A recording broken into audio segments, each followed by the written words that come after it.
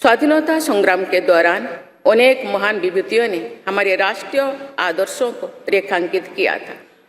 हमारी संविधान सभा में हमारे देश की विविधता को अभिव्यक्ति मिली थी।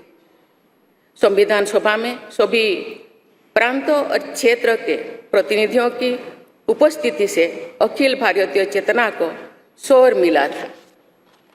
संविधान सभा के वाद विवाद तथा सदस्यों के संबोधनों में हमें संविधान निर्माण की प्रक्रिया के साथ साथ अपने देश के बारे में गहरी जानकारी प्राप्त होती है। आज जिन पुस्तकों का विमोचन किया गया तथा जो शॉर्ट फिल्म्स दिखाए गए, उनमें लोगों को हमारे संविधान निर्माण के गौरवशाली इतिहास का परिचय प्राप्त होगा।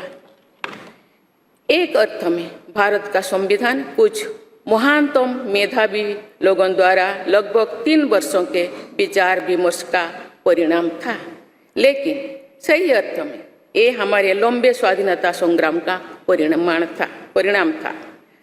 उस अतुलनीय राष्ट्रीय आंदोलन के आदर्शों को संविधान में अत्यंत महत्वपूर्ण स्थान दिया गया। उन आदर्शों को सुस्पष्ट और संक्षिप्त रूप से संविधान की प्रस्तावना में व्यक्त किया गया है। ये आदर्श है न्याय, स्वतंत्रता, समता और बंधुता। ये आदर्श सदियों से भारत को परिभाषित करते हैं। संविधान की प्रस्तावना में उल्लिखित आदर्श एक दूसरे के पूरक है।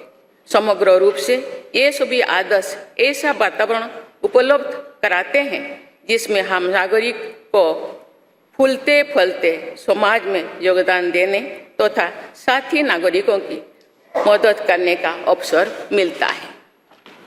माननीय संसदगण, संविधान की भावना के अनुसार कार्यपालिका, विधायिका और न्यायपालिका का ये दायित्व है कि वे सामान्य लोगों के जीवन को सुगम बनाने के लिए मिलजुल कर काम करें।